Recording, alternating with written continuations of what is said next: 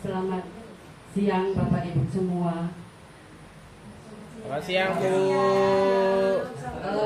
Kami juga menyapa Bapak Ibu yang mungkin bergabung lewat link Jimmy kami yang mungkin dari Sabang sampai Merauke.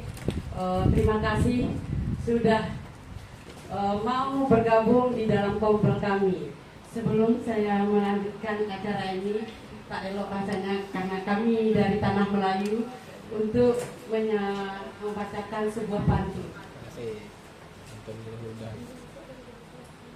Ikan patin dimasak gulai. Ewa. Dimakan bersama dengan sayur bayam. Ewa. Sebelum acara kita mulai, izinkan saya mengucapkan salam.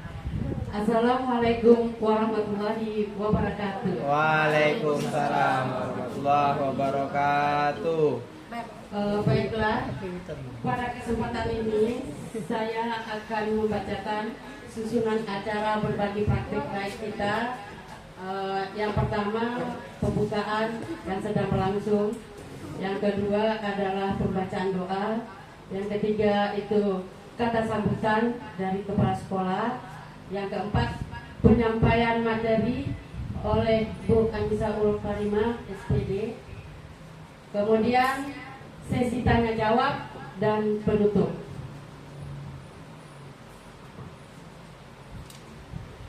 Dari Madinah menuju Mekah. Ewa. Sungguh indah pemandangan bukitnya. Ewa. Agar acara ini mendapat berkah, kita awali dengan doa. Saya minta kesediaan Bapak Edri Zamora SPD untuk memimpin doa biar acara yang kita laksanakan hari ini berjalan dengan lancar. Waktu dan tempat saya persilakan. Silakan Pak.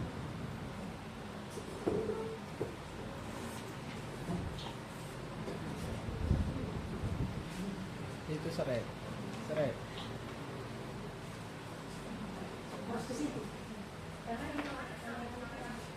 Bismillahirrahmanirrahim. Assalamualaikum warahmatullahi wabarakatuh. Waalaikumsalam.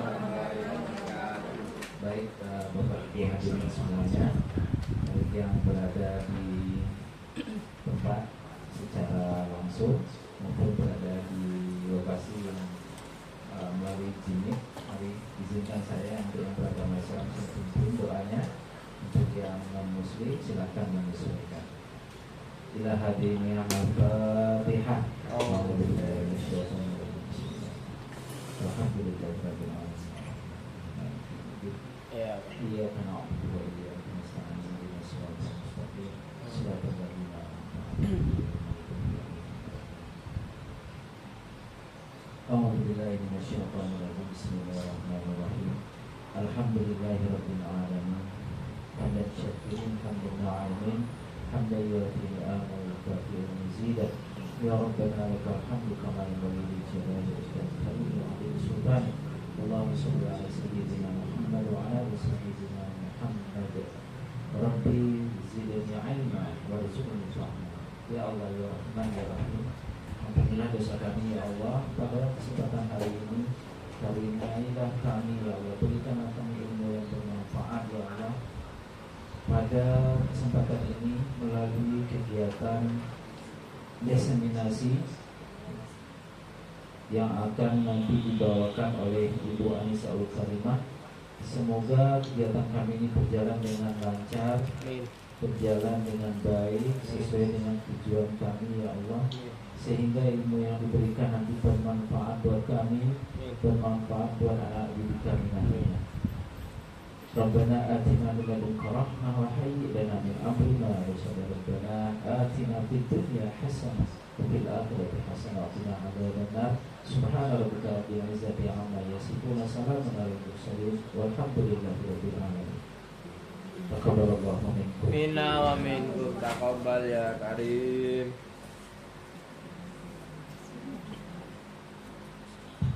Terima kasih untuk Pak Edri yang sudah membimbing kita. Selanjutnya yaitu acara kata sambutan dari Batang ke Tanjung Pinang. Ewa, balai. Balai itu. Maaf, dari Batam ke Tanjung Balai. Ewa. Di Tanjung Balai memancing ikan. Ewa. Sebelum acara kita mulai, sepatah dua patah kata, mari kita dengarkan. Mari kita dengarkan kata sambutan dari Kepala Sekolah SMP Negeri 61 Batam, Ibu Tuti Siadari SPD MPD. Kepada Ibu, waktu dan tempat kami.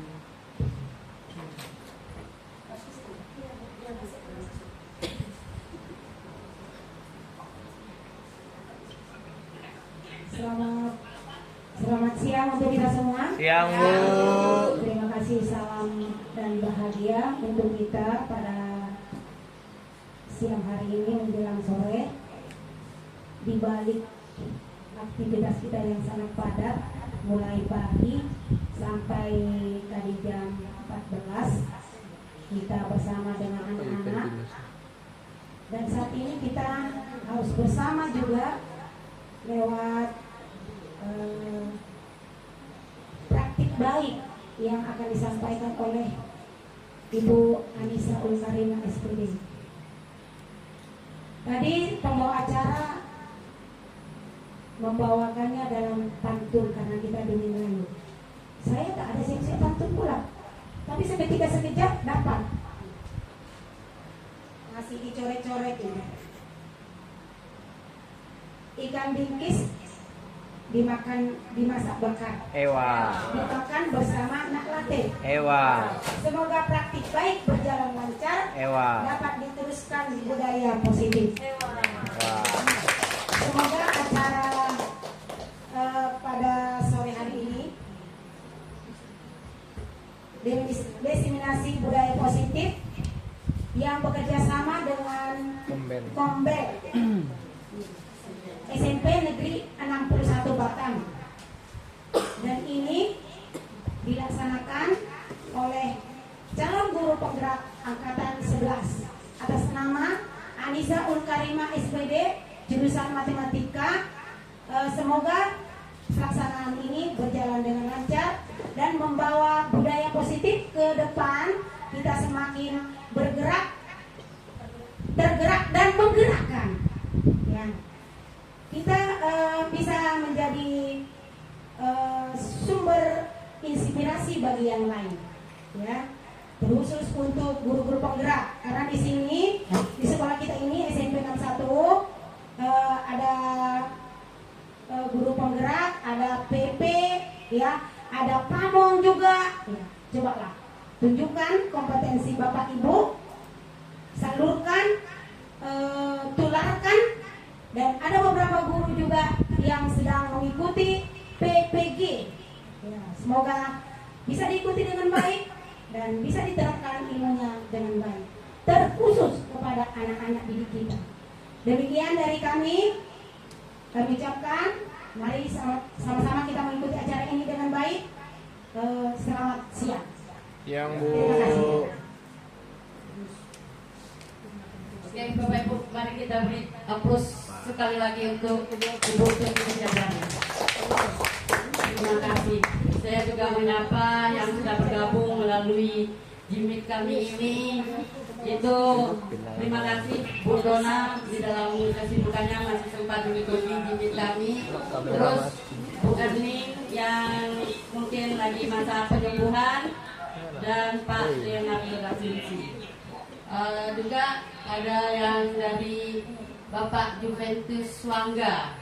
Terima kasih Pak sudah bergabung. Dari Oke, untuk mempersingkat waktu, dari mana? Bapak Juventus dari mana? Bapak Juventinus. Izin bertanya Pak, Bapak Juventus Wangga Dari berasal dari mana Pak? Sekolahnya?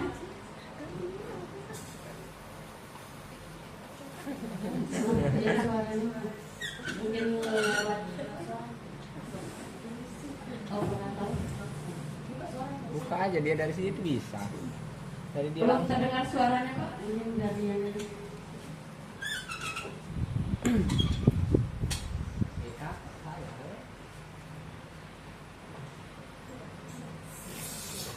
Oh, oke Pak, bisa. Iya. Selamat bergabung Bapak, mungkin dalam Hilang nih bapaknya langsung. waktunya juga dalam kondisi duka masih bisa mengikuti acara dari sekolah kita. Ya, ini ada Bapak Juventinus Bangga, maaf kalau salah menyebutkan nama. Boleh Pak, dari sekolah mana? Kami mau perkenalan dari Bapak. Dengar kah? Dengar nggak dari mic-nya?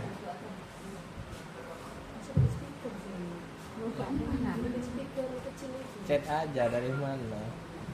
Dari tadi Pak. Jangan dengar. Semangat. Maaf. Wih, mantap. Keren. Jauh sekali di Flores. SMP, SMA atau dari SD. SD Pak? SMP Negeri 2 loh, mantap. Selamat Terima mengikuti. kasih Pak sudah bergabung. Mudah-mudahan ilmu yang disampaikan Bu Nisa hari ini dapat kita laksanakan juga di sekolah kita Pak. Ya. Oke, untuk mempersingkat waktu, Mantap. mari kita sama-sama menyimak apa yang akan disampaikan sama Bu Anissa Mukarema. Untuk Ibu Anissa Mukarema, waktu dan tempat saya berikan.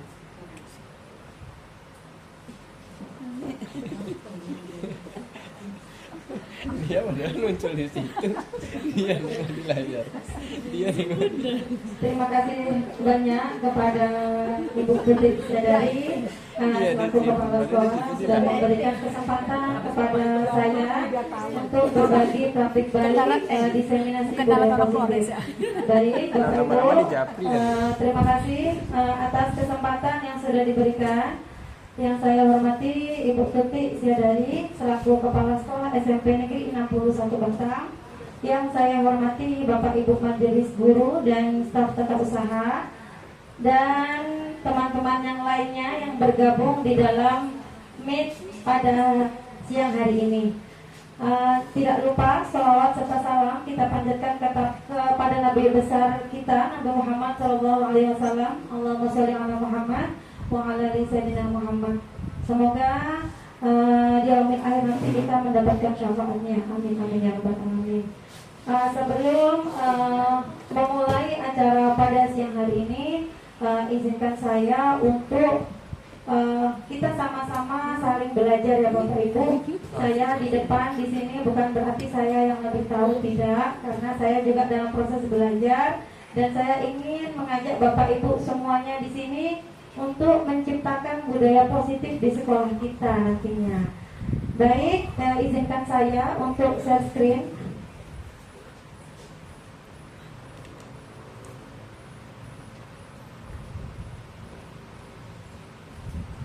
Sudah nampak Bapak Ibu? Sudah. Sudah jelas ya. Baik, bismillahirrahmanirrahim. Rabbi sholli sadri wasir li amri wahlul 'uqdatam min lisani yafqahu qawli. Di sini akan kita sama-sama belajar yaitu terkait budaya positif. Agenda kegiatan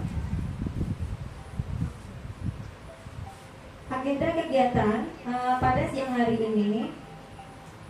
Yang pertama tadi pembukaan yang sudah dibuka oleh MC, kemudian dilanjutkan dengan doa yang diwakili pembacaan doa yang diwakili oleh Pak Edri Zamora, kemudian juga sambutan dari kepala sekolah.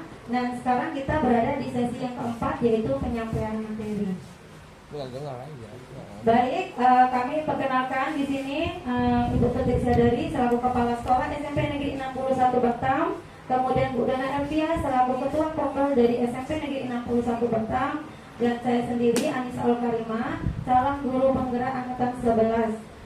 Di sini masih calon ya Bapak Ibu, artinya saya masih banyak sekali harus belajar. Baik, di sini ada pertanyaan pemantik. Menurut Bapak Ibu, apakah Anda setuju dengan pernyataan ini? Yang pertama, kita bisa mengontrol orang lain. Setuju tidak nih Bapak Ibu? Setuju gak dengan kalimat ini? Kita bisa mengontrol orang lain? Tidak setuju. Oke, baik. Yang kedua, hukuman dapat mendisiplinkan anak. Menurut Bapak Ibu bagaimana? Setuju tidak dengan pernyataan ini? Ragu-ragu ya Bapak Ibu, bisa jadi bisa tidak. Baik, nanti kita akan pelajari lebih dalam lagi. Kemudian yang ketiga, pemberian hukuman dengan hal yang positif. Menurut Bapak Ibu, mana yang Bapak Ibu lakukan jika ada anak terlambat masuk ke kelas? Yang pertama pilihannya, memberikan tambahan jam belajar bagi anak yang terlambat masuk kelas, atau dengan memberikan tugas membersihkan kamar mandi. Menurut Bapak Ibu, mana nih kira-kira yang positif yang bisa diberikan kepada anak kita kalau misalkan anak kita terlambat? Yang pertama, memberikan tambahan jam belajar bagi anak yang terlambat masuk kelas. Alasannya gimana Bapak Ibu?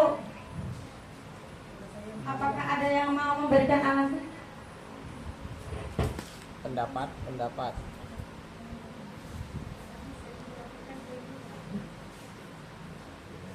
Iya, Bapak Ibu, selama ini kalau di sekolah kita, silakan Bu.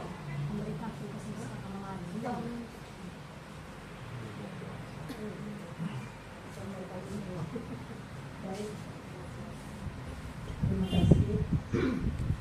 Kalau menurut saya jika ada anak yang terlambat, karena waktu kita sudah sesuai jadwal ya, kita memberikan tugas membersihkan kamar mandi. Itu salah satu hukuman yang mendidik.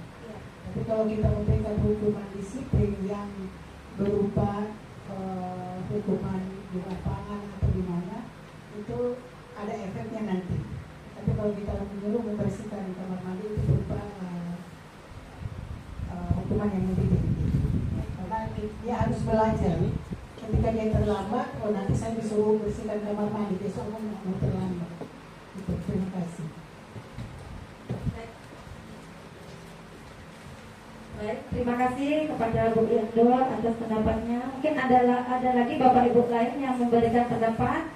Mungkin saya lebih memilih yang kedua. Ada Bapak Ibu? Tidak ada ya. Baik, kita lanjutkan.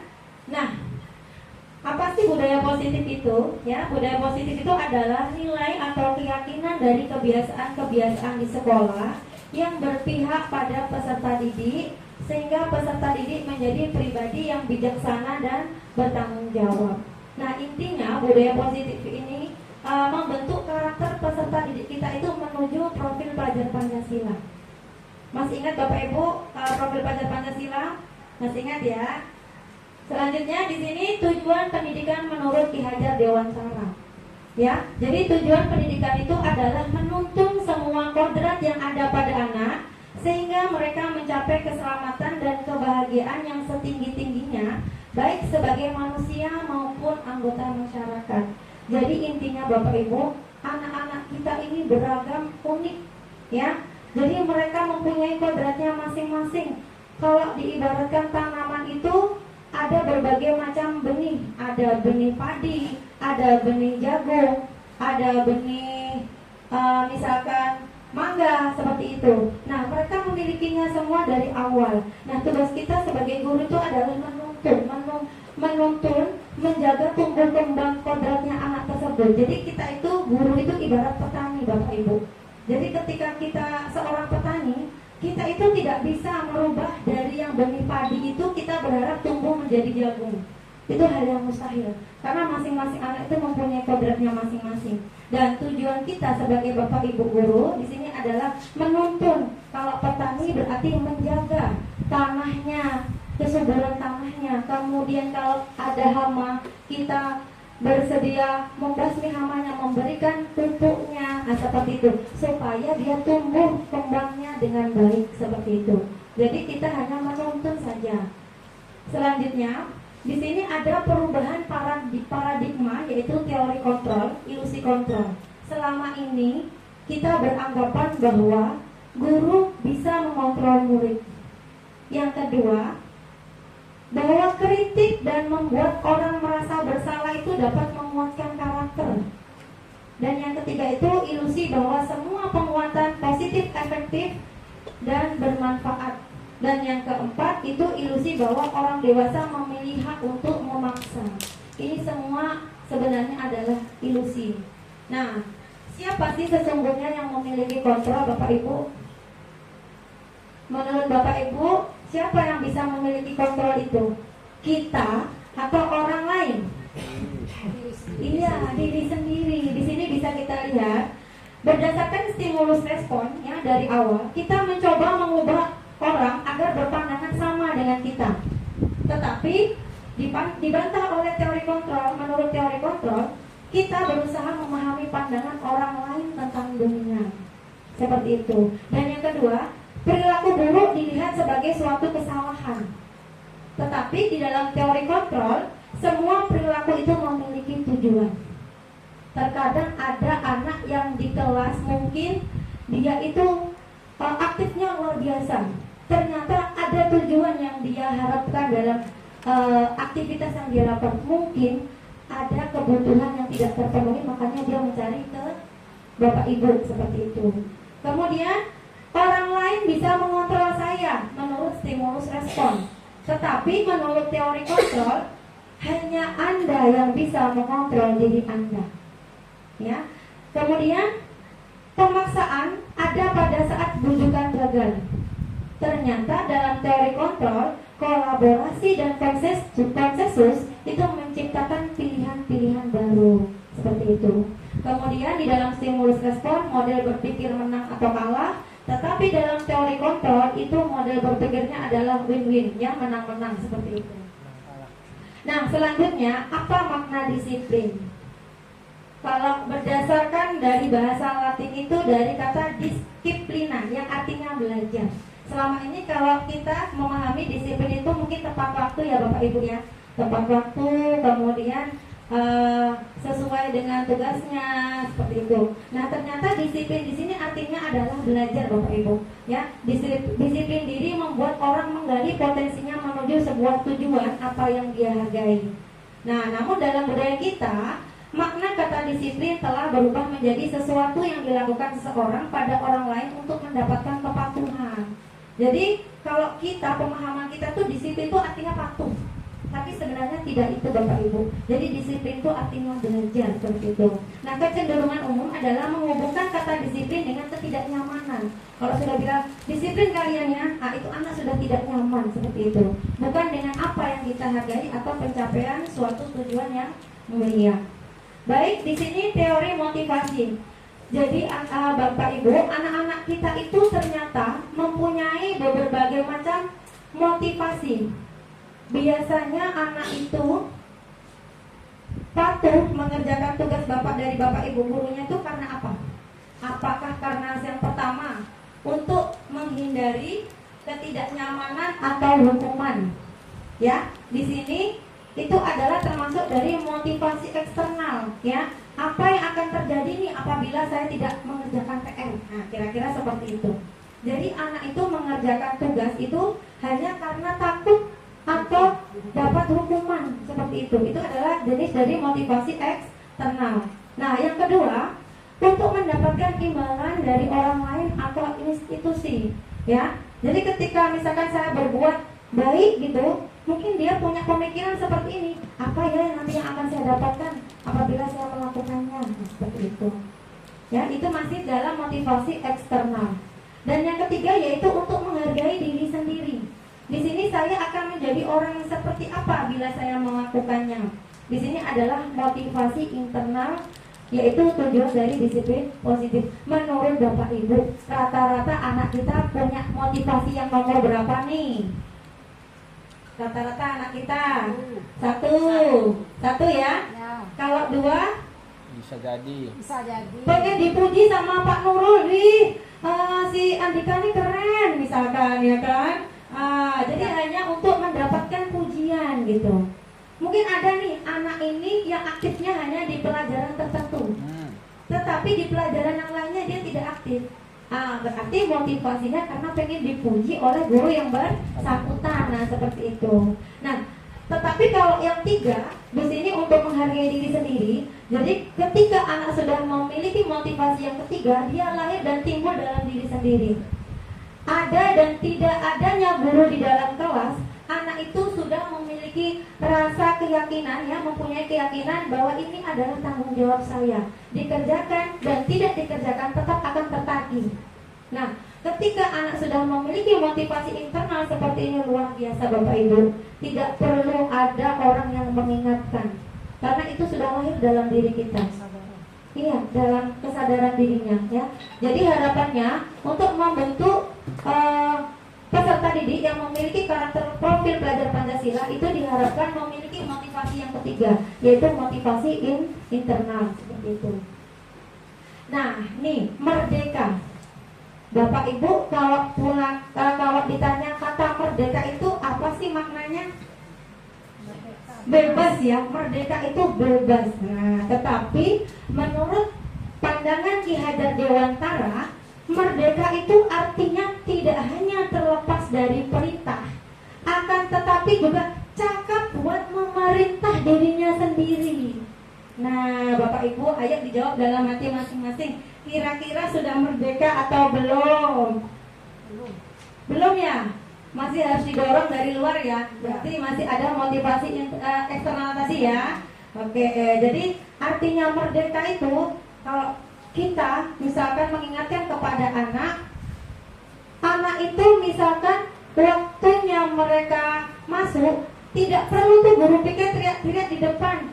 Anak ibu bel sudah berbunyi, silakan ditunggu bapak ibunya di dalam kelas. Nah, ketika anak sudah merdeka, mereka tahu memerintah dirinya sendiri, saya harus masuk karena ini memang waktunya masuk, seperti itu ya bapak ibu ya. Jadi artinya merdeka itu bukan merdeka bebas, tetapi bisa memerintah dirinya sendiri. Nah, itu makna dari merdeka menurut Bapak Ki Hajar Dewantara.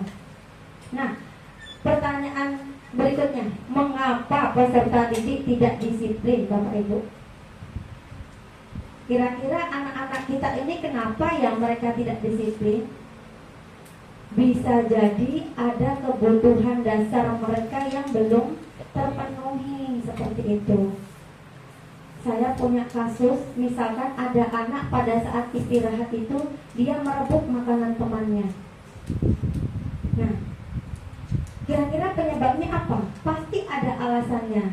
Nah, di sini ada 5 kebutuhan dasar manusia menurut William Glasser. Ya, pertama yaitu kebutuhan bertahan hidup. Yang kedua, kebutuhan akan kasih sayang dan rasa diterima. Kemudian yang ketiga, kesenangan. Yang keempat, kebebasan. Dan yang terakhir adalah penguasa. Saya punya satu kasus nih Bapak Ibu. Ketika anak tadi merebut makanan temannya, kemudian anak itu kita panggil. Anak itu menjawabnya seperti ini, maaf Bu, karena saya lapar sekali, saya terpaksa Bu merebut makanannya.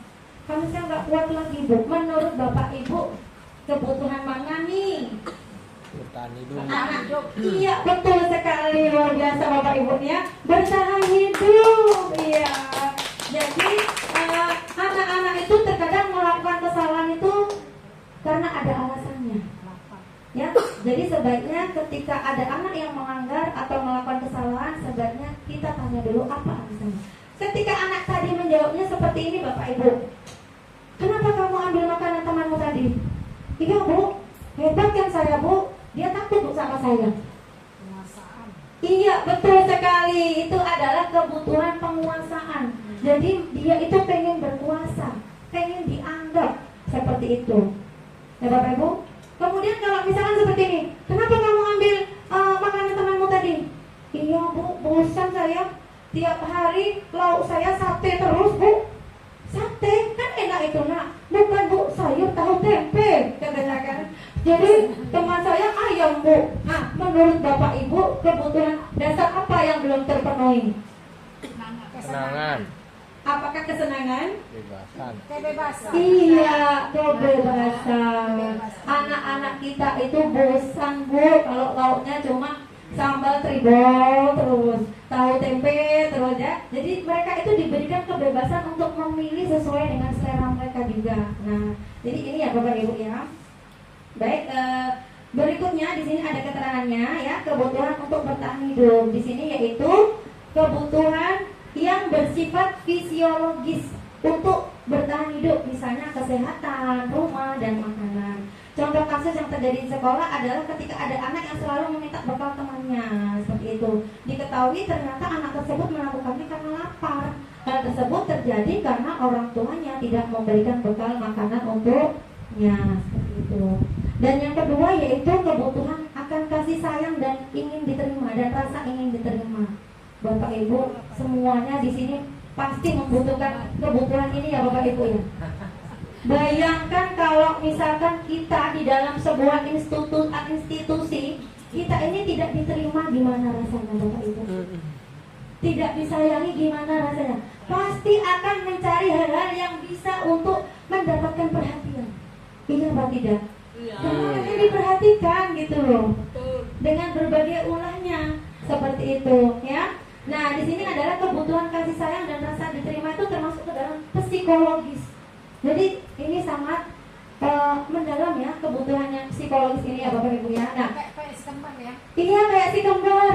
Si kembar itu selalu kalau ketemu Bapak Ibu guru langsung dari jauh-jauh, Pak Etri katanya ya kan, langsung menyalaminya, dan menyalamnya itu nggak mau dilepas-lepas tangannya. Iya. Mungkin kebutuhan dari Sabila dan Sahira ini tidak mendapatkan figur seorang ayah. Mungkin ayahnya di rumah sibuk kerja, jadi tidak mendapatkan kasih sayang dari seorang ayah, seperti itu. Nah, pada umumnya anak-anak yang memiliki kebutuhan dasar kasih sayang dan rasa diterima yang tinggi ini ingin disukai dan diterima oleh lingkungannya yang baik. Nah, seperti itu. Nah, selanjutnya adalah yang ketiga adalah kebebasan. Anak-anak dengan kebutuhan kebebasan atau freedom yang tinggi menginginkan pilihan. Mereka perlu banyak bergerak, menyukai hal-hal yang baru dan menarik, dan suka mencoba-coba. Jadi ketika Bapak Ibu belajar di dalam kelas, nih contoh di kelas saya nih ada ya, kelas 72, Bapak Ibu kalau ada yang masuk, ada satu anak yang dia tidak bisa duduk diam. Dia pengen bebas seperti pada saat dia jualan sayurnya. Iya, karena apa? Dia pengen mendapatkan kebebasan seperti itu. Ya mungkin itu agak sedikit mengganggu pembelajaran ya, tapi itulah namanya, mungkin kebutuhan itu belum dia dapatkan. Nah, anak-anak akan merasa mampu mengekspresikan diri secara mandiri, tidak tergantung pada orang lain, dan tidak mudah terpengaruh oleh orang lain. Dan yang keempat itu adalah kebutuhan akan kesenangan. Nih, biasanya anak-anak yang suka bermain, saat mereka bermain itu mereka secara tidak langsung mempelajari keterampilan hidup yang penting. Seperti kemarin kita ada lomba ya Bapak Ibu, Free Fire, apa sih? FF lah ya, sama Mobile Legend. Itu memang harus juga terpenuhi Bapak Ibu ya, untuk sebagai bentuk apresiasi dari mereka, yaitu dengan diadakannya lomba gitu. Jadi sesekali kita wadahi minat dan bakat mereka seperti itu. Anak-anak dengan kebutuhan dasar kesenangan yang tinggi biasanya ingin menikmati apa yang mereka lakukan. Mereka juga bisa berkonsentrasi tinggi saat mengerjakan hal yang disenangi Bapak Ibu. Jadi anak-anak yang belajarnya mungkin tidak bagus, ternyata ketika main ML atau FF, luar biasa fokusnya, tidak bergoyang pandangan mata itu kemana-mana. Tetap pokoknya harus menang, harus fokus sampai tertuju apa yang dia impikan. Nah, itulah, iya. Artinya apa? Mereka lagi memenuhi kebutuhan akan kesenangannya. Seperti itu Bapak Ibu. Nah, yang terakhir ini adalah penguasaan atau power. Merupakan kebutuhan pengakuan atas kemampuan yang berhubungan dengan kekuatan untuk mencapai sesuatu, menjadi kompeten, menjadi terampil, diakui atas prestasi dan keterampilan yang dimiliki, dapat membuat pencapaian dihormati dan didengarkan. Biasanya anak-anak Bapak Ibu, anak-anak di dalam kelas itu anak-anak yang suka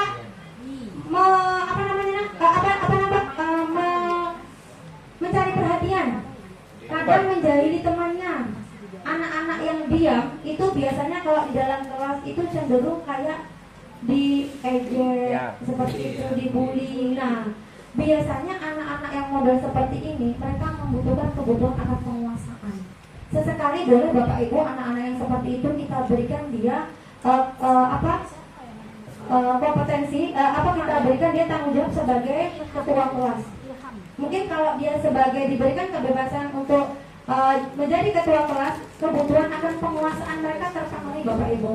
Akhirnya dia bisa memimpin. Nah, tetapi ya tugas kita yang mengarahkan. Tentunya diarahkan ke yang lebih baik lagi. Nah, sekarang kita main tebak-tebakan ya Bapak Ibu. Perbedaan hukuman dan konsekuensi. Yang pertama nih, mencatat 100 kali di dalam buku kalimat saya tidak akan terlambat lagi karena terlambat ke sekolah. Menurut Bapak Ibu, ini hukuman atau konsekuensi? Hukuman. Alasannya gimana Bapak Ibu? Kenapa kok dibilang hukuman? Karena tidak ada relevansinya, tidak ada kaitannya gitu ya, tidak mendidik gitu kan. Terlambat dengan mencatat, apakah itu nanti akan merubah dia untuk dia tidak terlambat? Bisa jadi tidak, itu hanya berlaku jangka pendek. Mungkin dia saat itu takut saja Bapak Ibu, tapi tidak merubah dalam bentuk jangka panjang. Dalam waktu jangka panjang dia tidak akan merubah. Oke, yang kedua, lari mengelilingi lapangan basket 2 kali karena terlambat hadir di sekolah. Menurut Bapak Ibu, lari mengelilingi lapangan basket 2 kali karena terlambat hadir di sekolah. Hukuman atau konsekuensi? Hukuman, iya. Terlambat hadir dengan lari tidak ada kaitannya Bapak Ibu ya. Yang ketiga, murid diminta untuk push up 15 kali karena tidak menggunakan masker ke sekolah. Hukuman. Iya betul, hukuman. Menggantikan kertas tugas teman yang telah dicoret-coret. Iya, jadi anak-anak itu harus menanggung konsekuensi dari apa yang dia lakukan. Jadi itu tidak bersifat hukuman. Kemudian membersihkan tumpahan air di meja tulis karena tersenggol pada saat belajar.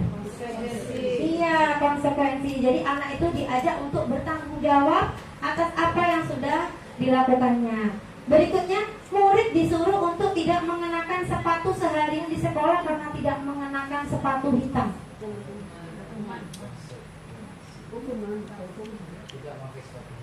Iya. Konsekuensi atau hukuman Bapak Ibu?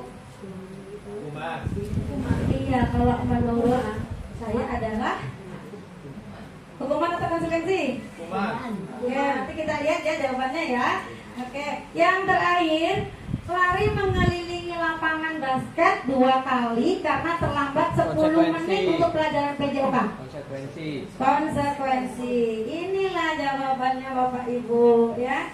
Jadi yang konsekuensi itu adalah yang menggantikan kertas, membersihkan tumpahan air dengan lari mengelilingi lapangan basket 2 kali. Itu ada kaitannya, ada relevansinya dengan pelanggaran yang dilakukan. Nah Bapak Ibu, ini loh perbedaan hukuman dan konsekuensi. Ketika kita memberikan hukuman, itu ternyata sesuatu yang menyakitkan itu harus terjadi. Tetapi kalau konsekuensi itu sesuatu harus terjadi, tetapi dia tidak menyakitkan. Kemudian kalau hukuman itu membuat anak sakit fisik maupun hati untuk jangka waktu yang lama. Tetapi kalau dalam konsekuensi membuat anak merasa tidak nyaman dalam jangka waktu pendek. Contohnya tadi dia harus mengelak meja yang tadi air tumpah. Itu kan pendek ya Bapak Ibu. Nah di situ dia belajar untuk memperbaiki kesalahannya. Kemudian anak membenci kedisiplinan. Anak itu biasanya Bapak Ibu kalau dihukum lama-lama dia benci disiplin. Seperti itu. Nah tetapi kalau konsekuensi, anak akan menghargai disiplin. Seperti itu. Kemudian mendorong anak, kalau hukuman itu mendorong anak menyakiti diri sendiri. Kalau konsekuensi mendorong anak agar mudah menyesuaikan diri. Jadi mau gak mau dia melakukan konsekuensi yang sudah tadi dibuat kesepakatan di awal. Seperti itu. Kemudian kalau hukuman itu konsep diri yang buruk, kalau konsekuensi itu konsep diri yang baik. Nah ketika hukuman, anak belajar untuk menyembunyikan kesalahan. Biasanya anak itu berbohong hanya demi menghindari hukuman Bapak Ibu. Tadi tugasnya dikerjakan sendiri. Iya Bu, padahal 2 menit yang lalu bergerombol mereka. Seperti itu ya. Kemudian konsekuensinya anak belajar untuk mematuhi peraturan. Nah seperti itu. Kemudian kalau hukuman itu akan mengakibatkan diri anak itu marah, rasa bersalah, dipermalukan, dan merasa dia tidak dihargai. Itu kalau anak dihukum. Nah tetapi kalau konsekuensi itu anak itu kehilangan hak. Jadi contohnya gini Bapak Ibu, ada anak pada saat istirahat itu dia terlambat masuk 10 menit. Maka dari kesepakatan belajar di awal kita sudah membuat kesepakatan nih. Apabila anak ibu terlambat masuk 10 menit, maka konsekuensinya apa ya anak ibu? Mengganti jam pelajaran 10 menit yang tadi sudah dia tinggalkan. Nah, itu adalah dengan menghilangkan hak istirahatnya. Itu memang jangkanya pendek, rasanya memang pendek, tapi berikutnya dia akan tepat waktu. Karena apa? Dia tidak mau tuh istirahat belajar sendiri. Nah, seperti itu. Dan dibuat tidak nyaman. Pasti anak tidak merasa nyaman ketika pada saat istirahat yang lainnya sudah jajan di kantin, dia masih harus menanggung konsekuensi yang dari dia lakukan di awal tadi. Kemudian diasingkan untuk sementara atau time out. Mungkin seperti yang kemarin Bu Ira sudah lakukan. Mungkin dengan time out dia bisa merefleksi, bisa berpikir apa saja sih kesalahan yang sudah saya lakukan. Ya, tujuannya untuk memperbaiki diri. Baik, Bapak Ibu, mengenai hukuman dan konsekuensi anak-anak kita ketika sering melanggar, itu tadi kan penyebabnya karena ada 5 kebutuhan dasar yang tidak terpenuhi. Nah, bagaimana cara Bapak Ibu untuk mendekati mereka? Nah, salah satunya yaitu dengan menggunakan segitiga restitusi. Mungkin Bapak Ibu sudah ada yang mempelajari terkait segitiga restitusi karena itu ada di modul PNM.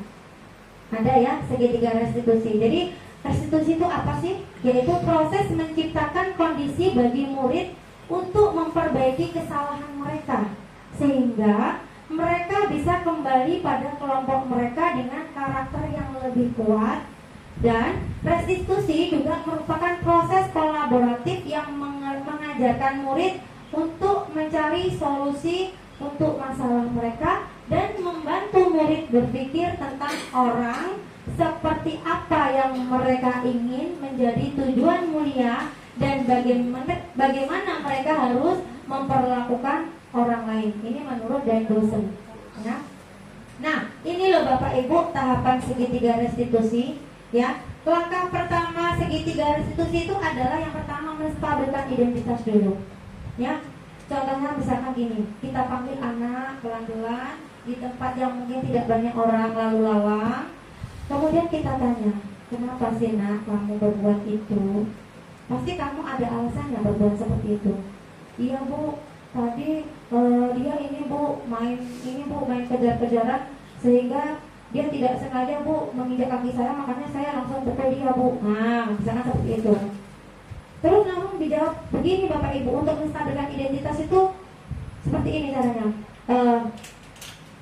Ibu tahu kok apa yang kamu rasakan? Pasti terinjak sepatu itu sakit bukan? Iya Bu. Terus kamu apain dia tadi? Saya balik pukul dia Bu. Nah, ketika dia menjawab itu, apakah yang kamu lakukan itu sudah sesuai dengan nilai-nilai keyakinan kita? Pasti dia akan menjawab tidak Bu. Nah, setiap orang pasti pernah melakukan kesalahan, termasuk ibu juga. Nah, itu adalah salah satu langkah di dalam menstabilkan identitas. Jadi dengan kita tanya seperti itu tuh anak itu kayak merasa dihargai gitu loh, bahwa melakukan itu tuh ada alasannya seperti itu. Nah, dan di situ juga kamu bukan satu-satunya yang melakukan ini gitu. Nah, setelah kita stabilkan identitasnya, baru kita memvalidasi kebutuhannya. Nah, kamu tentu punya alasan ya, tadi ya sudah saya sampaikan. Kamu tentu punya alasan kan melakukan itu. Iya Bu, saya nggak terima dong Bu, kaki saya diinjak kan sakit Bu. Nah, seperti itu. Nah, kemudian di sini juga adakah cara yang lebih efektif untuk mendapatkan apa yang kamu butuhkan? Nah, mungkin ketika anak itu sudah menjawab, iya Bu sakit. Nah, sekarang begini, Ibu tidak tertarik loh nak untuk mencari tahu siapa yang salah di antara kalian. Tetapi sekarang Ibu harapkan bagaimana caranya kamu memperbaiki masalahmu ini. Nah, itu termasuk dalam validasi kebutuhan. Nah, tahap yang ketiga itu adalah menanyakan keyakinan. Menurut kamu nak, yang sudah kamu lakukan tadi dengan membalas kawanmu yang menginjak kakimu dengan memukul, apakah sesuai dengan keyakinan kelas kita? Tidak Bu. Apa sih keyakinan kelas kita nak? Saling menghormati, menghargai Bu. Nah, nanti itu secara naluri, secara secara respon aja itu nanti akan terjawab sama anak-anak itu. Nah, di sini nilai-nilai apa yang telah kamu sepakati, kemudian kemudian kamu ingin menjadi orang yang seperti apa nanti kelak. Nah, seperti itu. Ini adalah tahapan dari segitiga restitusi. Nah, ini Bapak Ibu. Jadi ketika menstabilkan identitas itu adalah yang pertama itu guru berbuat salah itu hal yang manusiawi. Boleh itu dikatakan seperti itu Bapak Ibu ke anak-anak kita.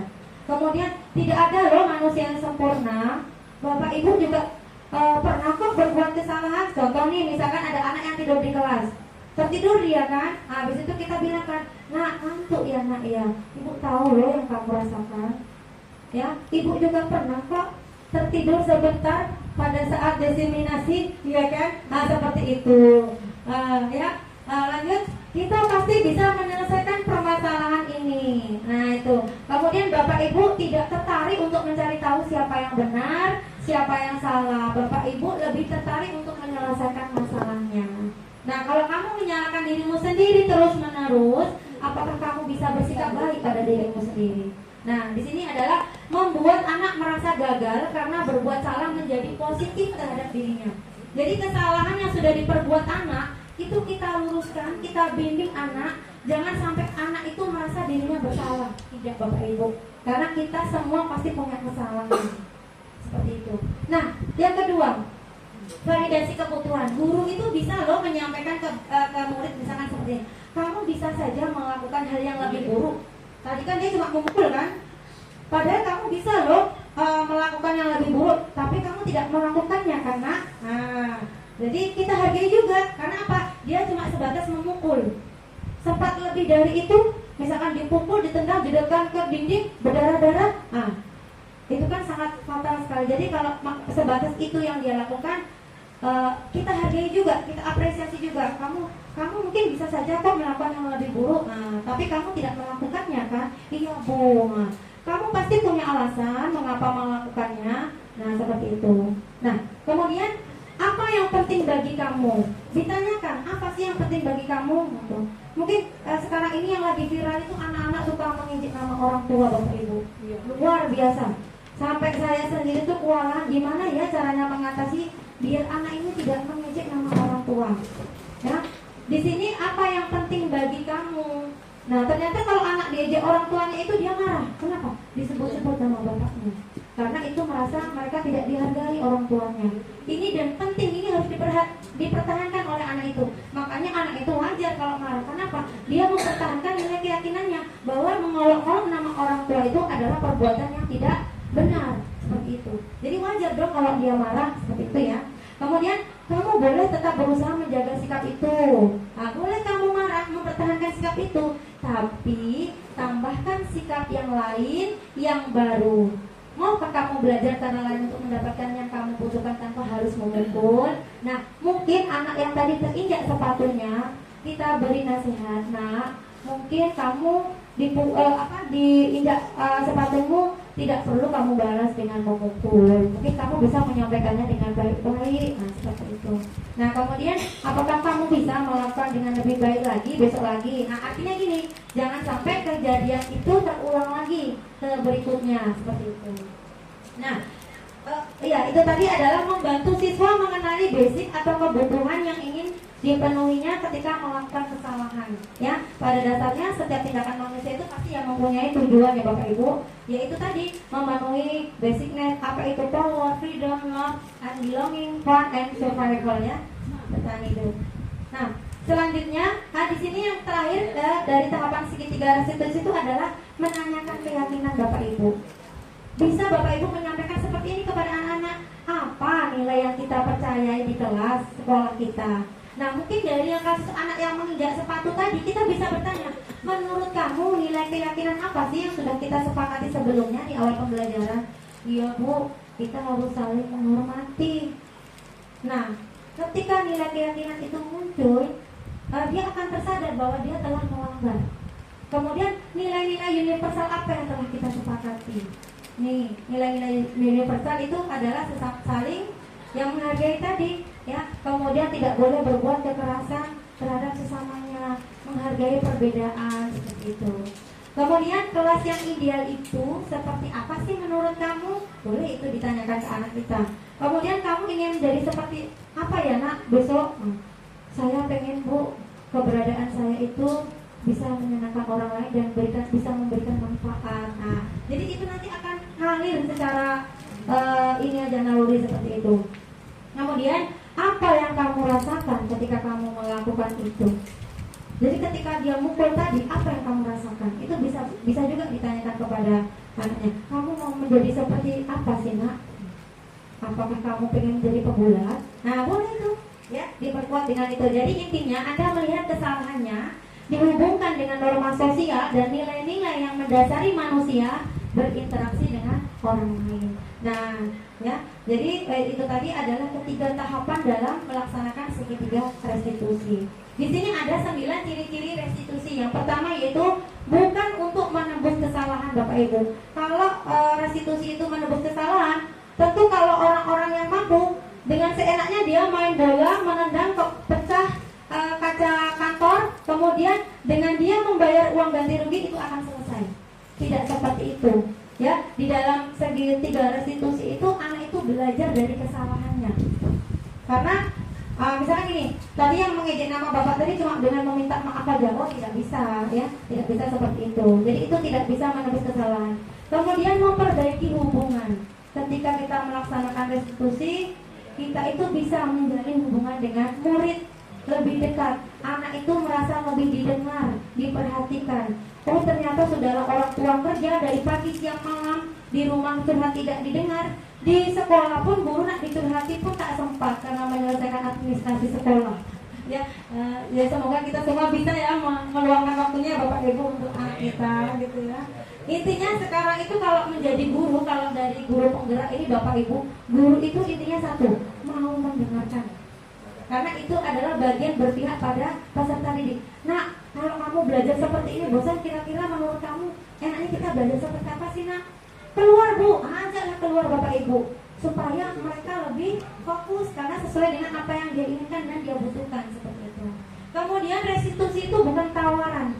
Ya, restitusi itu adalah tawaran, tetapi bukan paksaan. Ketika anak melakukan masalah itu tidak harus kita paksa kita restitusi. Kita nggak boleh memaksa Bapak Ibu. Seperti yang di teori kontrol tadi ya Bapak Ibu ya. Oke, selanjutnya yang nomor 4, restitusi itu menuntun untuk melihat ke dalam dirinya. Dan yang kelima, restitusi mencari kebutuhan dasar. Apa sih yang mendasari tindakan itu dilakukan? Nah, seperti tadi anak ketika mengambil makanan temannya, ternyata ada kebutuhan dasar mempertahankan hidup yang belum terpenuhi, seperti itu. Kemudian yang keenam, restitusi diri adalah cara yang paling baik. Ya.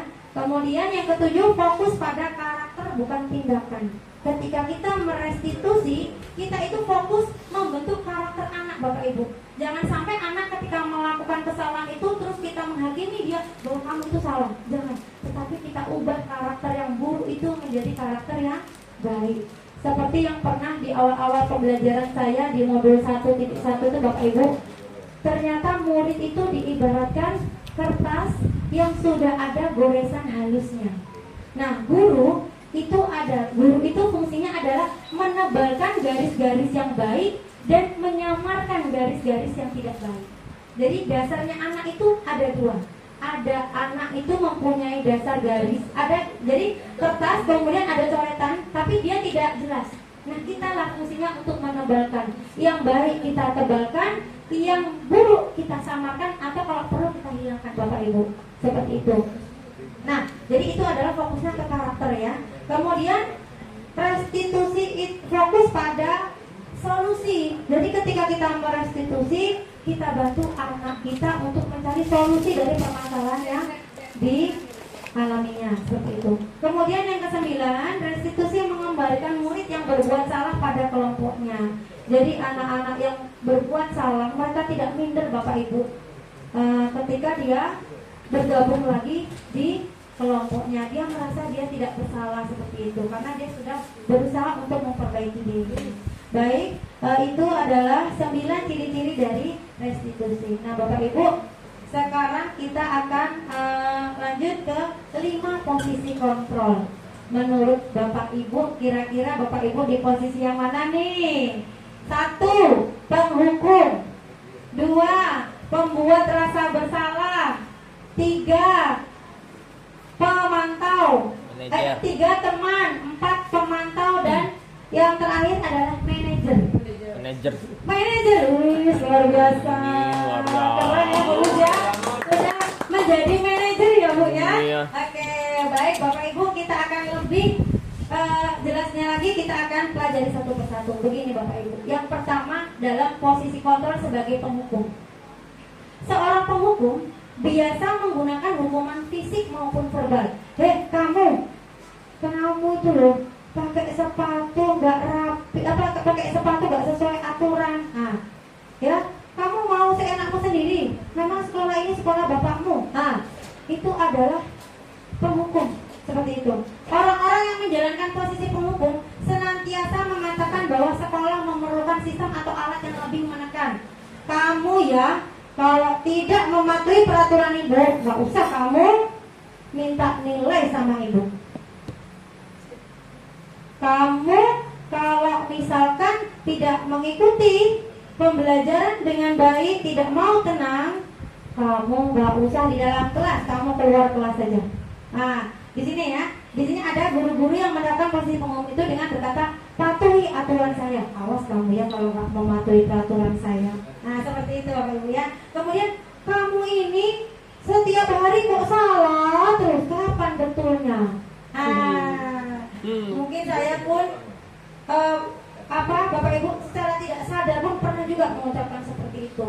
Selalu dan pasti selalu kamu ya yang terlambat ya pada hari ini, dan kemarin-kemarin kamu juga yang terlambat. Nah, itu adalah posisi penghukum.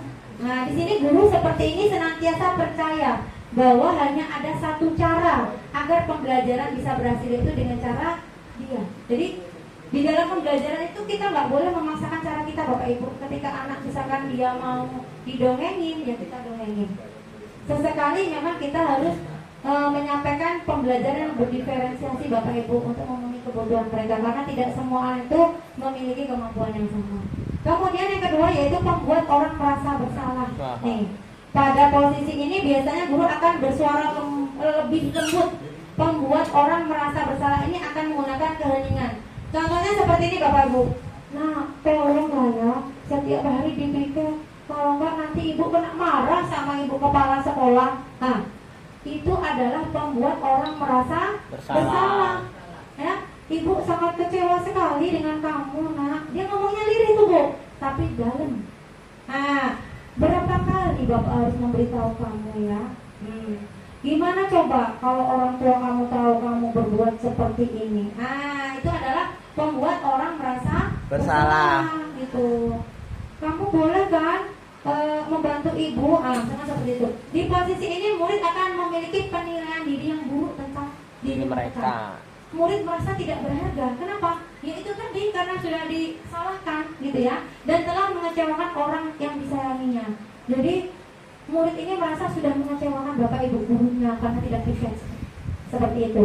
Nah, yang ketiga ini adalah di posisi teman. Ini sering nih kita nih ya. Termasuk saya juga sering di posisi ini. Guru pada posisi ini tidak akan menyakiti murid, namun akan tetap berupaya mengontrol murid melalui persuasi, membujuk. Tolong anak ya, please, kamu baik kan nak? Nah itu ya. Jadi posisi teman pada guru biasa bisa negatif atau positif Bapak Ibu. Nah, positif di sini berupa hubungan baik yang terjalin antara guru dan murid. Ya, guru di posisi teman menggunakan hubungan baik dan humor, biasanya dengan dibarengi candaan. Ayolah, bantulah ibu, mau ya, demi ibu, aku mau kan membantu ibu. Nah itu adalah posisi teman. Kemudian, ayo ingat tidak bantuan Bapak selama ini. Nih contoh nih, misalkan saya sama Intan ya, Intan, cobalah nak berubah nak. Kamu tahu nggak apa yang sudah ibu lakukan selama ini sama kamu? Nah seperti itu. Jadi menampakkan posisi guru itu seperti seakan-akan dia temannya gitu. Kemudian ya sudah, kali ini tidak apa-apa, nanti ibu bantu bereskan. Nah ini adalah di posisi teman. Nah hal negatif dari posisi teman itu adalah bila suatu saat guru tersebut tidak membantu, maka murid akan kecewa dan berkata, saya pikir Bapak atau Ibu itu teman saya. Murid merasa dikecewakan dan tidak mau lagi berusaha. Nah, hal ini yang mungkin timbul adalah murid hanya akan bertindak untuk guru tertentu. Nih, seringkali nih Bapak Ibu, anak-anak kita nih suka membedakan Bapak Ibu guru yang masuk di kelas. Kalau sama Ibu A baik, sama Ibu B cuek, sama Ibu C apatis, ya kan? Itu sering sekali. Padahal saya sering mengingatkan mereka, anak-anak Ibu, Bapak Ibu guru di sini semuanya mempunyai hak yang sama. Hak untuk kamu hormati, hak untuk kamu perhatikan. Nah, seperti itu. Nah, di sini hal ini juga mungkin timbul, ya, adalah murid hanya akan bertindak untuk guru tertentu dan tidak untuk guru lainnya. Murid akan tergantung pada guru tersebut. Contoh nih, anak Bu A ini loh Bu, dia tuh masuk belajar kalau pas pelajarannya Ibu A. Pas pelajaran Ibu B, dia nggak hadir Bu. Kenapa nak? Iya, karena dia tidak cocok dengan Ibu B, karena sering disindir-sindir katanya. Nah, itu dia Bapak Ibu ya. Nah, ini adalah yang keempat di posisi pemantau. Memantau berarti mengawasi. Pada saat kita mengawasi, kita bertanggung jawab atas perilaku orang-orang yang kita awasi. Posisi pemantau berdasarkan pada peraturan-peraturan dan konsekuensi. Dengan menggunakan sanksi atau konsekuensi, kita dapat memisahkan hubungan pribadi kita dengan murid sebagai seseorang yang menjalankan posisi pemantau. Nah, biasanya guru itu akan menanyakan dengan pertanyaan seperti ini. Nah, kamu ingatkan peraturannya apa di sekolah ini? Harus memakai sepatu yang seperti apa? Nah, seperti itu. Jadi kita itu berusaha mengingatkan akan peraturan yang sudah dituliskan di sekolah kita ini. Jadi mengingatkan gitu. Kemudian apa yang telah kamu lakukan? Jadi kita itu hanya menggali apa yang dia lakukan itu. Kemudian sanksi atau konsekuensi apa? Jadi kita itu ketika ada anak yang melanggar, bukan dari kita Bapak Ibu konsekuensi itu muncul, tetapi berdasarkan dari anak tersebut yang kira-kira anak tersebut mungkin mampu untuk menjalankan konsekuensinya. Jadi di sini nanti tidak bersifat memaksa, ya, atau berat sebelah pihak seperti itu. Seorang pemantau sangat mengandalkan perhitungan, catatan, data yang dapat digunakan. Posisi ini akan menggunakan stiker, slip catatan nih. Biasanya nih Bapak Ibu, ini nak kamu menurut catatan jurnal menurut catatan batas kelas, kamu itu sudah tidak hadir dalam 1 bulan 4 hari. Nah, ini berarti di sini adalah pemantau. Ya, di sini yang menunjukkan tanggung jawab guru dalam mengontrol muridnya. Itu adalah posisi yang keempat. Dan yang kelima ini posisi Bu Isdawati tadi ya. Posisi manajer, iya kan? Wah, ini semua orang pasti pengen jadi manajer ya Bapak Ibu. Iya, manajer itu adalah posisi mentor di mana guru berbuat sesuatu bersama dengan murid, mempersilahkan murid mempertanggungjawabkan perilakunya, mendukung murid agar dapat menemukan solusi atas permasalahannya sendiri. Nah, bisa kalimat yang digunakan untuk menanyakan itu adalah apa yang kita yakini, nak? Ya, apa yang sudah kita buat di kelas kemarin, keyakinan apa yang sudah kita sepakati bersama, seperti itu. Apakah kamu meyakininya? Jika kamu meyakininya, apakah kamu bersedia memperbaikinya? Nah, jika kamu memperbaiki ini, hal ini menunjukkan apa tentang dirimu? Apa rencana kamu untuk memperbaiki hal ini? Nah, ini adalah pertanyaan-pertanyaan yang ditujukan seorang guru kepada muridnya sebagai posisi manajer. Nah, tugas seorang manajer bukan untuk mengatur perilaku seseorang. Kita membimbing murid untuk dapat mengatur dirinya sendiri. Seperti tadi Bapak Ibu, definisi merdeka. Merdeka itu adalah berani cakap untuk memerintah dirinya sendiri. Itu adalah definisi merdeka. Jadi merdeka itu tidak diperintah Bapak Ibu, tidak disuruh, tetapi berani menyuruh dirinya sendiri. Nah, seperti itu, ya. Kemudian tapi mengembalikan murid tersebut ke kelompoknya dengan yang lebih baik dan lebih kuat. Nah, di sini. Jadi sekarang bisa dipilih nih Bapak Ibu, kira-kira posisi mana Bapak Ibu? 1, 2, 3, 4 atau 5? Yang paling baik kira-kira Bapak Ibu yang mana? Yang mana Bapak Ibu? Manajer. Yang manajer. Memang yang manajer ini yang diharapkan oleh pemerintah kita sebagai guru di dalam menyikapi permasalahan anak-anak kita kita itu harus berada di posisi manajer. Kita sama-sama semua harus belajar Bapak Ibu, karena yang namanya anak itu kita harus tuntun dia sesuai dengan kodrat alam dan kodrat zamannya. Mungkin kalau zaman dulu kita nakal, orang tua kita mengeluarkan senjata saktinya, rotan, ya kan? Dipukulinya kita sampai berkali-kali. Atau mungkin diambilnya ikat pinggang, disabetkannya ke kita, tapi kita nggak kabur dari rumah. Ya, kalau zaman dulu seperti itu. Nah, kalau zaman sekarang anak diambil ikat pinggang kemudian dicambukkan, udahlah, bye-bye lah, wassalam lah, balik apa nggak balik-balik lagi. Akhirnya apa? Rugi kita sendiri sebagai orang tua. Anak kita berkerumun dengan anak-anak jalanan yang mereka juga mempunyai visi yang sama-sama ingin bebas, tidak dikekang. Seperti itu Bapak Ibu. Jadi kita di sini sama-sama ya Bapak Ibu, kita belajar dan saya juga belajar. Baik, silakan Bapak Ibu kita tes nih. Tadi kan sudah tahu nih ada 5 posisi kontrol. Ayo sama-sama kita jawab pertanyaan ini. Saya kecewa sekali dengan kamu. Kira-kira posisi apa nih? Membuat merasa bersalah. Iya, betul sekali ya. Jadi ini adalah posisi pembuat rasa bersalah. Kemudian yang kedua, kamu tidak pernah benar melakukannya. Pemarah. Iya, masih sama ya, pembuat rasa Bersalah. Ayolah, lakukan demi saya ya. Ya, membuat rasa bersalah tadi. Iya, teman. Di sini adalah posisinya sebagai teman. Kemudian, apakah kamu mau mendapatkan stiker bintang hari ini? Ayo, apa itu Bapak Ibu? Ini ceritanya tuh mau masuk baris kemudian mendapatkan stiker gitu loh. Ini posisinya sebagai apa? Teman. Ya, teman ya. Kemudian bagaimana kamu bisa menyelesaikan masalah ini? Manajer. Iya, betul sekali, manajer. Kamu selalu yang paling terakhir. Iya, rasa bersalah. Kemudian kamu tidak akan mendapatkan bintang bila tidak menyelesaikan tugas ini ya. Penghukum. Karena anak kalau tidak mendapatkan bintang itu merasa minder. Ih, kawan-kawan dapat bintang, aku tidak, seperti itu ya. Kemudian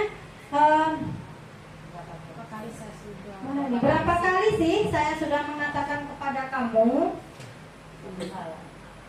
Iya, pembuat rasa bersalah. Kemudian ingat bukan apa yang telah saya lakukan untuk kamu?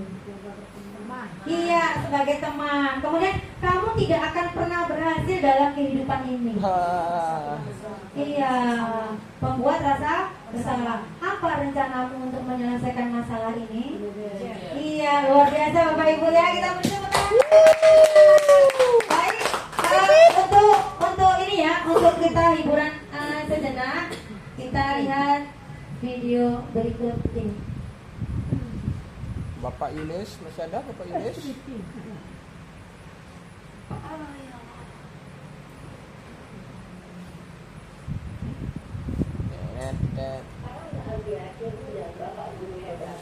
Dalam penerapan sistem SPPT, salah satu program yang dikembangkan adalah 5 positif kontrol.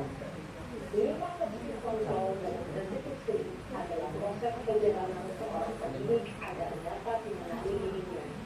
Pada video kali ini, kita akan membahas tentang 5 positif kontrol yang dikembangkan oleh Diane Rosser dan contoh penerapannya.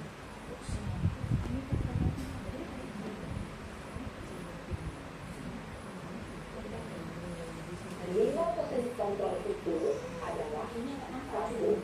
Posisi tertutup, 2. Posisi membuat, posisi tenang, 4. Posisi pemantau,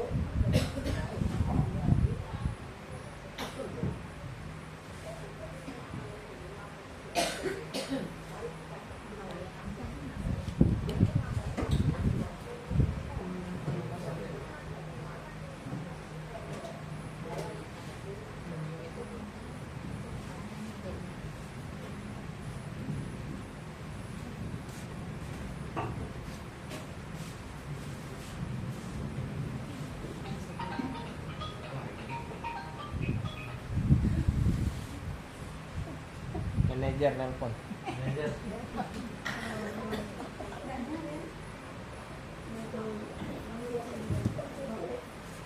Wih, ayo manajer kok mah. Telepon song. Manajer song di telepon, hoi. Abang nelpon. Abang nelpon ke manajer.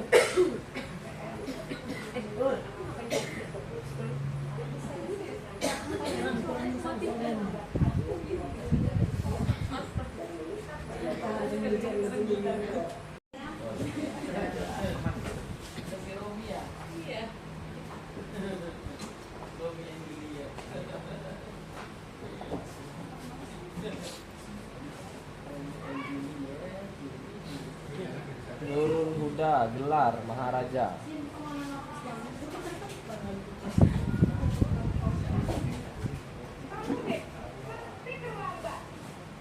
Jangan ya dia. Ayo Bapak Ibu, siapa itu?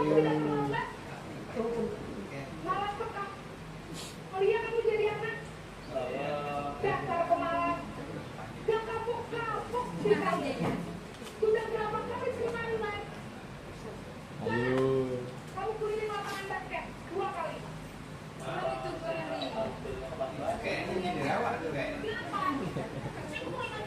Kritik dan saran semoga bisa jadi manajer.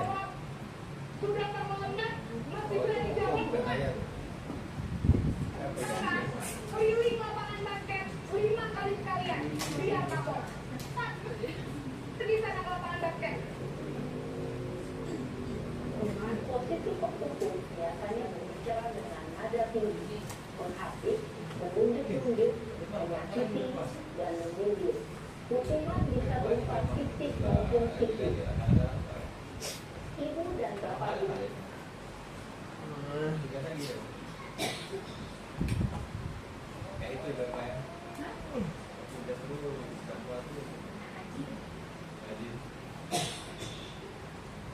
Sampai 8 yang Jawa lari ke Senin, Selasa, kalau weekend Jawa lari Selasa.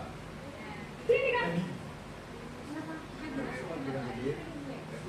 Awak aja kayak gini untuk pakai laptop. Aku sendiri dan dia.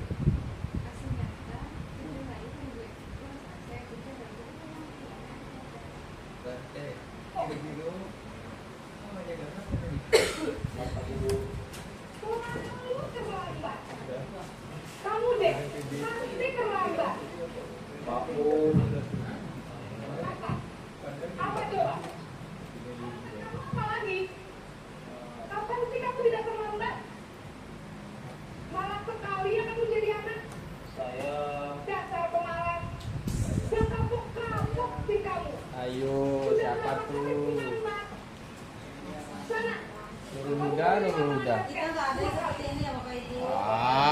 Ada. Kenapa? Kan itu anak ibu. Berani-beraninya jawab. Sudah kamu menang, masih berani jawab pula. Sekarang, keliling lapangan basket 5 kali sekalian. Biar kapok. Pergi sana ke lapangan basket. Posisi tertentu biasanya berbicara dengan nada tinggi, menghapus, menunjuk-nunjuk, menyakiti, dan menyindir. Hukuman bisa berupa fisik maupun psikis. Ibu dan bapak guru hebat. Dampak yang terjadi pada murid ketika guru berada pada posisi tertentu adalah murid cenderung akan memberontak, bahkan menyimpan dendam.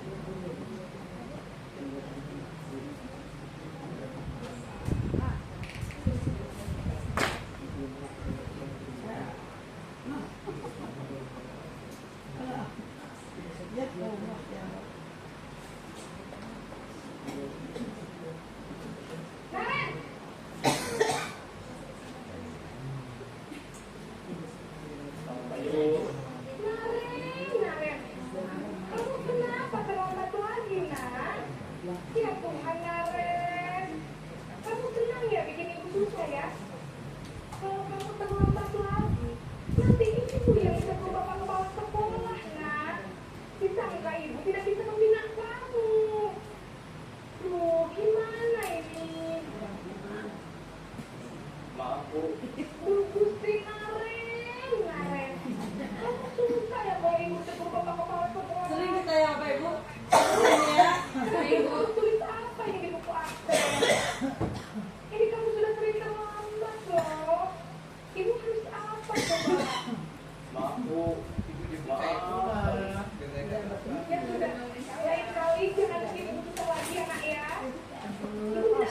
lagi kalau begini terus. Bisa jatuhan kalau ibu terjebak apa sekolah.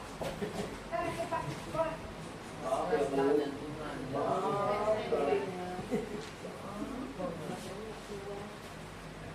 Posisi pembuat rasa bersalah berbicara dengan nada tenang, cenderung lembut, namun kata-kata yang diutarakan membuat Budi merasa menjadi orang yang gagal, memandang buruk dirinya sendiri, merasa tidak berharga dan tidak sanggup membahagiakan orang lain. Ketika menjadi posisi pembuat Trijalnya Allah.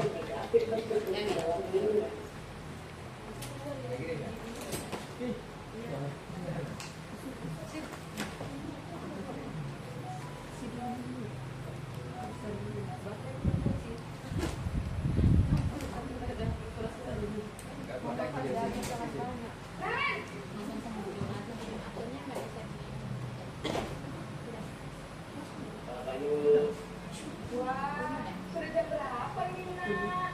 Ini gurita banget ya. Gurita banget nih. Saya udah bangunkan saya, Bu. Kamu malah ngerjain apa yang ibu kamu. Kamu kan banyak anak yang paling kencang. Kok terlambat sih? Iya, Bu. Saya memang selamat bangun tadi. Jadi, biarpun saya lari kencang, tetap batasin jar, Bu. Ya sudah sana. Nanti lain kali larinya lebih kencang lagi ya.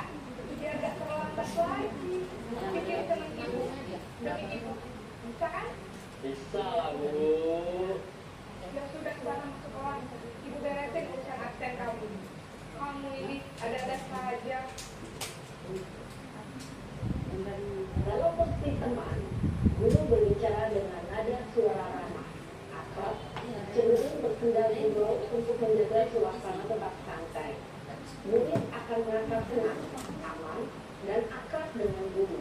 Identitas yang tercipta adalah identitas sukses atau berhasil. Namun, perlu ingat, karena ini masih dengan eksternal, maka ada faktor ketergantungan dari murid kepada orang tertentu. Di sini, guru absennya sehingga dalam waktu minat kita berperilaku.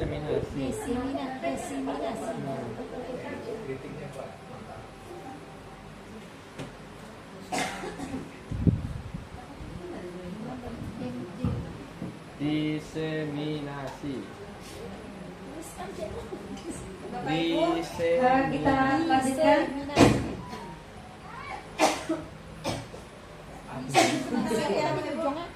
Positif.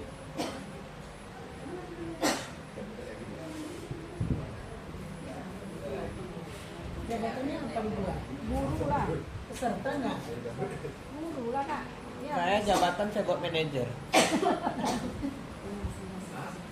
Apa jabatannya Bu Lisa? Saya apa itu, Bu? Manajer jabat. Coach.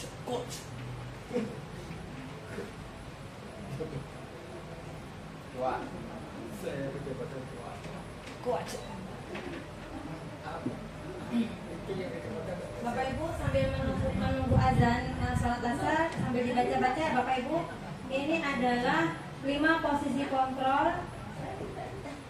Apa yang harus guru berbuat, guru berkata dan hasilnya seperti apa, dan apa yang harus dikatakan murid dan dampak apa yang terjadi pada murid. Sambil dibaca ya Bapak Ibu.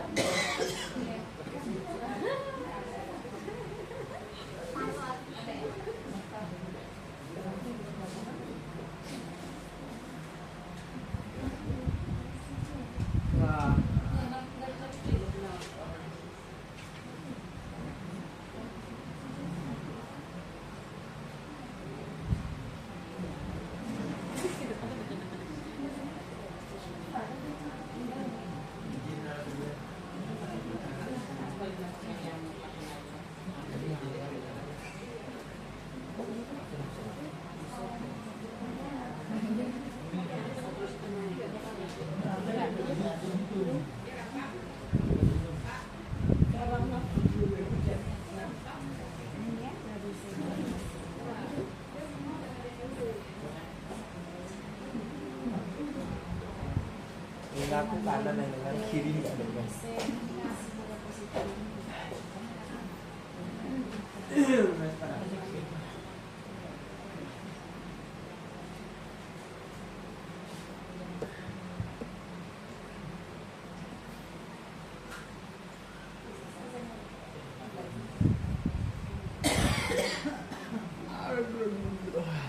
Intervensi, bu, ini paling sering nih.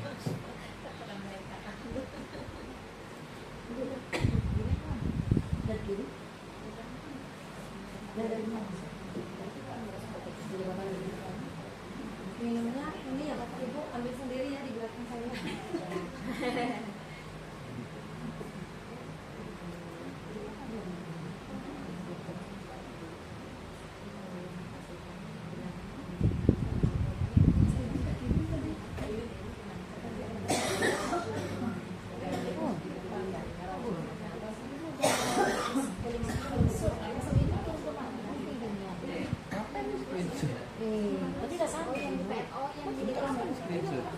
Tapi kirim nggak usah sama ada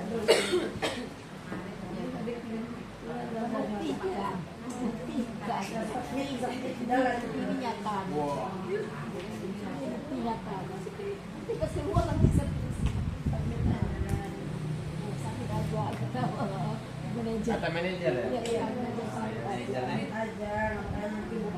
ada step. Alright, manajer, alright. Jadi belajar kita Baik, Bapak Ibu, kita lanjutkan sebentar ya Bapak Ibu. Nah, Bapak Ibu, dari rangkaian yang sudah kita pelajari tadi, ya, jadi disiplin positif itu menurut teori kontrol, ya, menurut William Besser itu di situ dibagi menjadi Anda tidak bisa mengontrol orang lain, hanya Anda sendiri yang bisa mengontrol diri Anda. Dan yang kedua, semua perilaku itu pasti memiliki tujuan. Kemudian model berpikir menang-menang, kemudian kolaborasi dan konsensus itu menciptakan pilihan-pilihan baru. Kemudian yang terakhir, realitas atau kebutuhan kita itu berbeda. Kita berusaha memahami pandangan orang lain tentang dunia. Setiap orang memiliki gambaran yang berbeda. Jadi intinya Bapak Ibu, kita ini harus mempunyai pemikiran terbuka Bapak Ibu, ya, terbuka. Jadi sebenarnya orang itu berpendapat itu sah-sah saja. Tidak ada yang salah dengan pendapat orang. Kenapa? Karena kita punya prinsip bahwa kita tidak bisa mengontrol orang lain. Hanya diri kita sendiri yang mengontrol. Jadi ketika misalkan ada yang anak murid kita dikata-katain dengan temannya, kita cukup memberikan nasihat, anak ibu jangan terpancing, karena hanya dirimu sendiri yang bisa mengontrol kamu, bukan orang lain, seperti itu. Nah, kemudian ya, di sini makna disiplin tadi sudah belajar kontrol diri dengan menggali potensi kita agar tercapai tujuan mulia, yaitu menjadi seseorang yang kita inginkan berdasarkan nilai-nilai yang kita hargai. Kemudian teori motivasi tadi ada 3, untuk menghindari hukuman, mendapatkan imbalan, dan yang kita harapkan anak-anak didik kita memiliki motivasi, yaitu untuk menghargai diri sendiri. Nah, kemudian juga ada 5 posisi kontrol. Yang pertama sebagai penghukum, yang kedua pembuat rasa bersalah, ketiga teman, 4 pemantau, dan yang kelima adalah manajer. Minimal Bapak Ibu, kita bisa menempatkan posisi diri kita di pemantau. Di posisi pemantau itu sudah bagus Bapak Ibu, tidak harus kita di posisi manajer. Tetapi kalau kita bisa meningkatkan posisi kita lebih baik sebaiknya di posisi manajer. Seperti itu. Nah, kemudian juga ada 3 tahapan segitiga restitusi, menstabilkan identitas, memvalidasi kebutuhan, dan yang terakhir itu adalah menanyakan keyakinan. Nah, kemudian juga ada 5 kebutuhan dasar manusia yang menyebabkan manusia itu melakukan tindakan atau sesuatu. Ya, yang pertama itu ada kebutuhan bertahan hidup, kemudian penguasaan, dan yang ketiga kasih sayang dan rasa diterima, yang keempat kesenangan, dan yang terakhir adalah kebebasan. Bapak Ibu, sekian presentasi yang bisa saya sampaikan. Nah, sekarang saya kembalikan ke moderator. Terima kasih Bapak Ibu. Oke, terima kasih. Jangan sekali lagi Opus meriahnya materi kita Bu Anissa.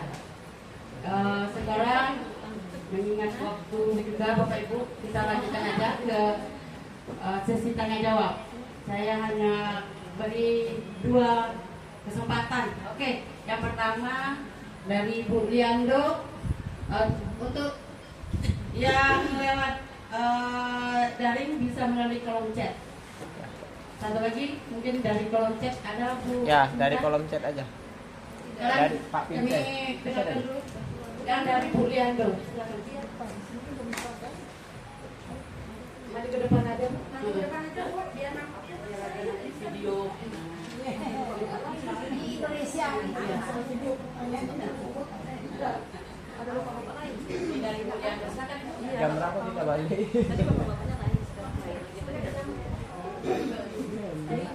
Baik, terima kasih atas kesempatan. Menyimak apa yang dikatakan tadi oleh Yansa tentang Itu Julian Neptihu tuh ada tuh. diskriminasi budaya positif. Saya sangat tertarik, makanya saya isi ini tadi. Saya berharap ada lagi berikutnya materi-materi. Karena ini menggugah saya hal-hal yang kita dapatkan sebelum menjadi guru dan pelatihan-pelatihan terbongkar semua sekarang. Saya baru ngaku iya. Nah, saya meneliti dari awal tadi. Saya merasa saya tidak ada di bagian itu. Nah, ketika ada pertanyaan itu di bagian mana? Saya memilih ini saya di bagian nomor 1 dan nomor 2. Sementara yang lain jawabnya di nomor 5 ya tadi.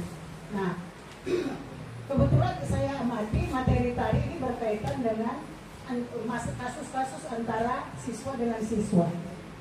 Nah, menjadi pertanyaan saya, bagaimana kalau kasus itu antara guru dengan siswa? Misalnya saya kasih contoh seperti ini. Ketika guru menerangkan atau memberi pengarahan di depan kelas, lalu anak menjawab dengan tanpa secara langsung menjawab ke kita sebagai guru, tetapi dia seolah-olah memeledek dengan suara-suara binatang dan lain sebagainya. Lalu ketika guru bertanya, siapa yang bersuara itu? Tidak ada yang mau menjawab. Nah, otomatis karakter emosional sebagai guru. Nah, inilah saya katakan tadi, sepertinya saya ada di posisi nomor 1 dan nomor 2. Karena karakter yang lain saya tidak miliki ketika saya gagal misalnya. Kira-kira bagaimana itu? Terima kasih. Jangan dulu lah Bapak Ibu memberi pertanyaan. Baik, terima kasih Bu Liando, pertanyaan yang sangat luar biasa sekali ya Bapak Ibu ya. Ketika kita sebagai guru sedang mengajar di depan kelas, kemudian ada beberapa murid kita itu sengaja ketawa meledek kita. Ya memang secara naluri manusiawi sekali Bapak Ibu, kita itu akan secara respon marah. Itu sangat manusiawi sekali. Karena kita di awal tadi sudah bilang bahwa kita itu juga pasti pernah melakukan kesalahan gitu Bapak Ibu. Nah, menurut saya Bu Liandro mungkin jawabannya kurang tepat. Mungkin bisa Bapak Ibu yang lain untuk bisa menyempurnakan. Mungkin begini Bapak Bu Liandro, di saat pembelajaran itu mungkin kita bisa langsung menangani anak itu dulu dengan memanggil, dengan memberikan tugas untuk murid yang lainnya. Kemudian Ibu lakukan diskusi terkait restitusi Bapak Ibu. Apa alasan kalian berbuat seperti itu kepada Ibu? Ibu juga manusia biasa. Ketika kalian menertawakan Ibu, mengeji Ibu, sangat wajar sekali Ibu secara spontan Ibu akan emosi. Nah, seperti itu. Nah, kita harapkan Bu dengan proses restitusi ini anak itu belajar dari kesalahannya. Dia itu tahu nilai-nilai keyakinan kelas apa yang sudah dia langgar. Kemudian Ibu menawarkan bagaimana, apakah kamu bisa menyelesaikan masalahmu ini nak. Jadi meskipun Ibu juga yang bersangkutan, Ibu juga bisa memediasi, mewujudkan restitusi itu Bu. Jadi bukan restitusi itu bukan kita pihak ketiga ya Bapak Ibu, tetapi ketika kita terlibat sesuatu hal yang buruk dengan anak, kita juga bisa melaksanakan restitusi itu sendiri kepada anak tersebut. Begitu Bu. Apakah ada Bapak Ibu lagi, satu lagi mungkin yang memberikan umpan kembali? Silakan. di sini ada yang bertanya di kolom chat, ya. Apakah semua masalah yang dialami murid di sekolah harus diselesaikan dengan menggunakan segitiga restitusi, Bu? Tentu tidak, Bapak Ibu. Ya, ini pertanyaan dari Bapak Julian Leitiu. Terima kasih dari Ibu Julian Leitiu. Terima kasih, Bu, atas pertanyaannya. Jadi begini, Bapak Ibu, ketika kita ada permasalahan yang dilakukan oleh anak murid kita, itu tidak selalu bisa menggunakan restitusi. Bisa kita menggunakan intervensi 30 menit. Yang seperti tadi saya sudah taruhkan, mohon izin untuk saya screen lagi. Kita bisa melakukan intervensi 30 menit.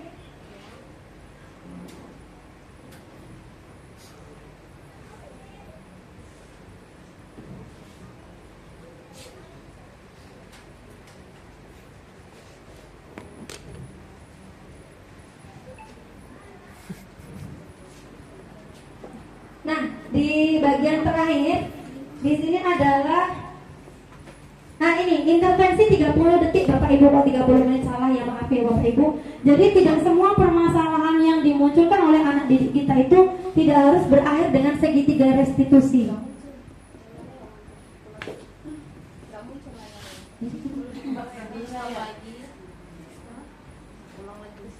Jangan seluruh layar, Bu.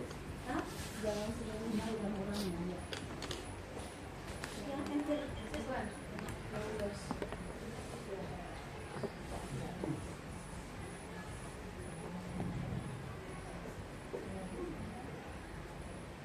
Nah, jadi intervensi 30 detik mungkin bisa membantu anak didik kita untuk menyelesaikan permasalahannya.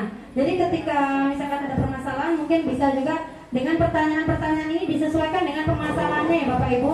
Apakah kamu ingin berbuat lebih baik lagi? Kemudian apakah saat ini kamu sedang menjadi orang yang sedang kamu inginkan? Seperti itu. Kemudian apakah kamu bisa mengubah kegiatan atau perilaku kamu saat ini menjadi sikap yang lebih membantu? Apakah wajar membuat kesalahan? Pasti wajar ya. Tentu kita bisa memperbaikinya gitu. Apa yang kamu lakukan saat ini sudah sesuai? Nah, seperti itu Bapak Ibu.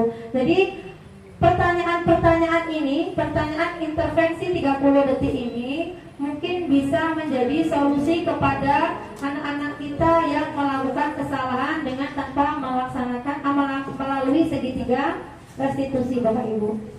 Baik, itu mungkin jawabannya. Nah, ada dari ibu-ibu atau bapak yang di sini yang mau bertanya satu lagi, silakan. Masih ada di chat.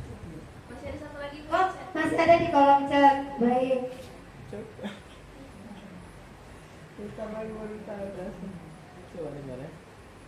Oh, oke. Ini ada pertanyaan lagi dari Ibu Julian Leihitu. Apakah semua masalah yang dialami murid harus diselesaikan menggunakan segitiga? Oh, yang buka udah ya? Oh, yang di atas. Yang mana nih? Apakah semua masalah yang dialami murid harus diselesaikan menggunakan segitiga restitusi? Tidak, Bu. Untuk masalah murid yang lebih besar seperti murid hamil waktu sekolah atau ada murid yang menggunakan narkoba. Baik, terima kasih. Ini pertanyaan yang luar biasa Bapak Ibu ya. Jadi ketika sudah masalah itu masalah yang besar, seperti misalkan anak murid kita ada yang menggunakan narkoba atau hamil, maka kita tidak bisa dengan restitusi saja Bapak Ibu. Kita harus melibatkan orang tua. Kita mengundang orang tua, kemudian sekolah itu mewadahi diskusi antara orang tua, guru, kepala sekolah untuk mencari solusi penyelesaiannya gimana ini. Anak kita ini sudah terlanjur seperti ini mau kita kemanakan? Misalkan ini anak ini pemakai narkoba ya Bapak Ibu. Misalkan pemakai narkoba. Nah, ketika anak ini pemakai narkoba, tentu kita tidak bisa langsung melaporkan ke pihak berwajib. Anak ini juga harus kita tangani sesuai dengan kebutuhan dia. Nah, mungkin kita bisa mencari solusi dengan bekerja sama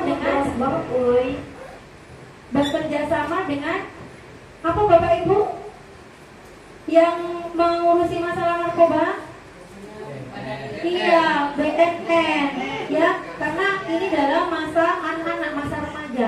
Jadi biasanya mereka itu bukan cenderung dihukum, tapi mereka difasilitasi untuk memulihkan, merehabilitasi. Kemudian tentu dengan tidak menelantarkan hak mereka untuk mendapatkan pembelajaran. Jadi pembelajarannya mungkin bisa dilaksanakan dengan menggunakan daring seperti itu, Bapak Ibu ya. Jadi tidak semua masalah itu bisa selesai dengan segitiga restitusi. Seperti itu Bapak Ibu.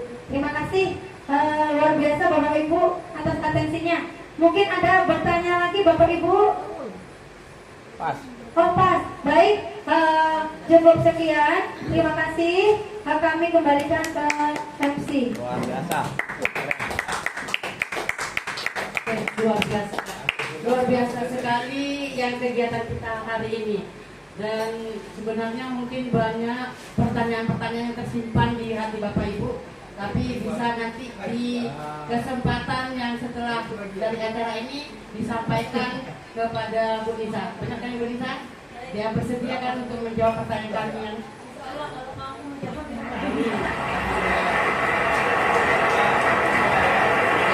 Tepuk tangan.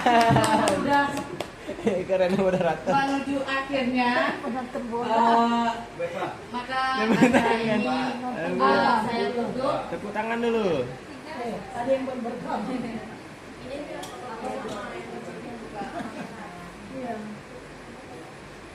Akan saya tutup dengan sebuah pantun. Pantun.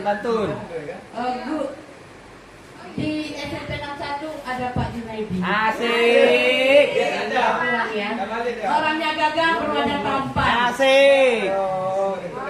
Selesai sudah acara kita hari ini. Salah dan khilaf mohon dimaafkan. Saya sebagai pembawa acara Veronica Mulia mengucapkan terima kasih banyak juga kepada Bapak Ibu yang hadir dan dari kami nanti akan kami kirimkan sertifikatnya melalui email Bapak Ibu yang sudah Tepuk tangan. Wabillahi taufiq wal hidayah. Assalamualaikum warahmatullahi wabarakatuh.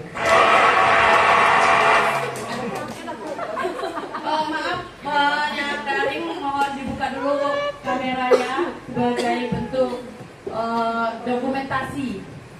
Ya, dokumentasi foto bersama. Saya minta kepada Bapak Ibu yang melalui email. Bapak Ibu silakan dibuka kameranya. Buka kameranya Bapak Ibu. Maaf Bu Retno, ini Ibu ya Retno, kemudian Bu Rizka. Oke, senyum yang manis ya Bapak Ibu. Saya hitung mundur. 3, 2, 1. Terima kasih. Terima kasih Bapak Ibu. Oke, saya tutup. Wabillahi taufiq wal hidayah. Assalamualaikum warahmatullahi wabarakatuh. Waalaikumsalam warahmatullahi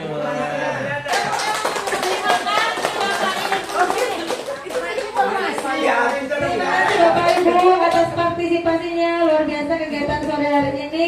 Bapak Ibu sangat antusias sekali. Terima kasih atas kerjasamanya. Semoga komplit SMP kita lebih maju lagi. Terima kasih kepada Bapak Ibu yang sudah bergabung lewat Zoom, daring. Kami ucapkan terima kasih sebesar-besarnya atas apresiasi dan antusiasnya. Semoga kedepannya kita bisa menjadi guru yang lebih baik dan bisa menerapkan budaya positif kita di sekolah. Baik, kami akhiri sekian. Assalamualaikum warahmatullahi